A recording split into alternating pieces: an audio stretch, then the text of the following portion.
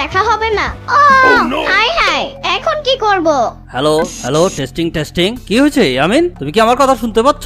তুমি এভাবে চিৎকার করছো কেন? আরে দূর, কিস লাইনে আমার এখন মতো পাইছে। ওহ, তুমি একজন নাসার কর্মী, এভাবে কি এটা বলে? আচ্ছা ঠিক আছে, আমার টয়লেট পাইছে। ও তাহলে সমস্যা কি? টয়লেট করো। আরে আমি টয়লেট কোথায় করব? এখানে তো কোনো টয়লেট নাই। আমি তো প্যাম্পাস পরতে ভুলে গেছি। ওহো সর্বনাশ, কি করলো এটা? তুমি প্যাম্পার্স পরে যাবো না? এখন যদি তুমি এই পোশাকের মধ্যে টয়লেট করে দাও তাহলে পুরোটাই নষ্ট হয়ে যাবে। তাহলে এখন আমি কি করব বলো? আমিও বুঝতে পারছি না ইয়ামিন, আমি নাসার চিফ, তারপরও এটা আমার মাথায় আসছে না তুমি এখন কি করবা। তুমি প্যাম্পার্স পরে কেন গেলা না? আর তুমি এত বড় একটা কাজে গেছো, তুমি টয়লেট সেরে যাবা না? বারে, আমার যে এত দেরি লাগবে চাঁদে আসতে সেটা তো আমি জানি না। আর তখন তো আমার টয়লেট পাই নাই, এখন আমার টয়লেট পেয়েছে। যা, মিশনটা বোধহয় এবার ভেস্তে যাবে। আরে দূর, তুমি চিন্তা করো না, আমি আশেপাশে দেখছি টয়লেট আছে কিনা।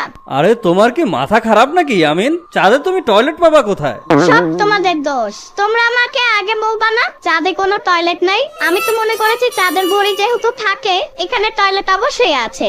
এই কথাও কি তোমাকে বলতে হবে ইয়ামিন? আচ্ছা বুঝছি, এখন তোমার সাথে আমার কথা বলতে ইচ্ছে হচ্ছে না। আমি আশেপাশে টয়লেট খুঁজে। কি অদ্ভুত ব্যাপার, চাঁদটা এত বড় কিন্তু একটা টয়লেটও নাই। এর জন্যই মনে হয় চাঁদে কোনো মানুষ থাকতে আসে না। সাধারণ মতো পাইলেও মতো করতে পারতেছি না। আর যদি হাগু পাইতো তাহলে কি করতাম? ওয়াও, ওই তো চাঁদের বুড়ি। আমি চাঁদের বুড়িকে খুঁজে পাইছি। নাস্তা নাস্তা, আমি চাঁদের বুড়িকে খুঁজে পাইছি। হাই চাঁদের বুড়ি, কেমন আছো? তুমি কে বাচ্চা?